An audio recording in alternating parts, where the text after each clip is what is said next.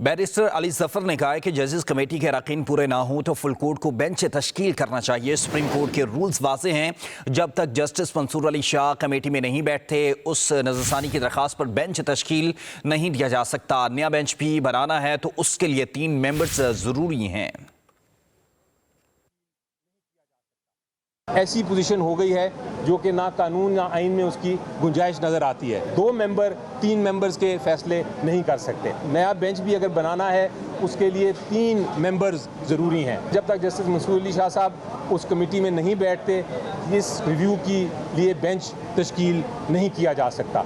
Supreme court के rules भी बड़े वाज़ेह हैं। अगर ऑथर जज रिटायर हो गया हो, उनकी वफात हो गई है, उस सूरत में आप ऑथर जज के बगैर भी आप रिव्यू सुन सकते हैं। अगर ऑथर जज सुप्रीम कोर्ट में मौजूद हैं फिर ऑथर जज के बगैर ये रिव्यू उनका सुना नहीं जा सकता। इस चीज़ का फैसला करने के लिए एक फुल कोर्ट को बैठना पड़ेगा जो सुप्रीम कोर्ट की इंटरनल इशू का एक बुरहान है वो उसके ऊपर फैसला करें।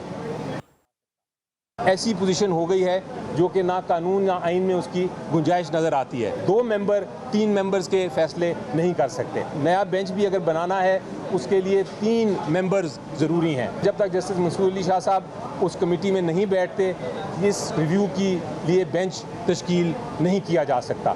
सुप्रीम कोर्ट के रूल्स भी बड़े वाज़ेह हैं। अगर ऑथर जज रिटायर हो गया हो, उनकी वफात हो गई है, उस सूरत में आप ऑथर जज के बगैर भी आप रिव्यू सुन सकते हैं। अगर ऑथर जज सुप्रीम कोर्ट में मौजूद हैं फिर ऑथर जज के बगैर ये रिव्यू उनका सुना नहीं जा सकता। इस चीज़ का फैसला करने के लिए एक फुल कोर्ट को बैठना पड़ेगा जो सुप्रीम कोर्ट की इंटरनल इशू का एक बुरहान है वो उसके ऊपर फैसला करें। ऐसी पोजीशन हो गई है जो कि ना कानून ना आइन में उसकी गुंजाइश नज़र आती है। 2 मेंबर 3 मेंबर्स के फैसले नहीं कर सकते। नया बेंच भी अगर बनाना है उसके लिए 3 मेंबर्स ज़रूरी हैं। जब तक जस्टिस मंसूर अली शाह साहब उस कमेटी में नहीं बैठते इस रिव्यू के लिए बेंच तश्कील नहीं किया जा सकता।